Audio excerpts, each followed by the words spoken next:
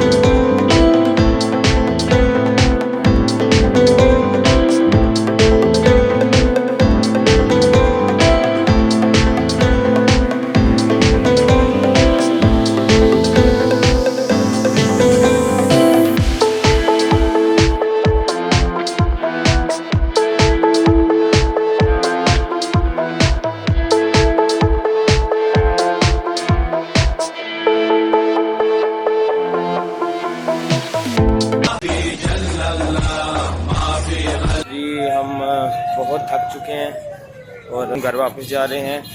और उम्मीद करता हूँ आपको जानवर बहुत पसंद आए होंगे।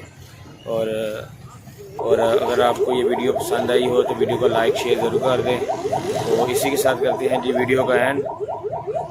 चैनल को सब्सक्राइब कर लें। अल्लाह हाफिज़। İşimde Allah, dilimde Allah, zikrimde Allah, fikrimde Allah, aklımda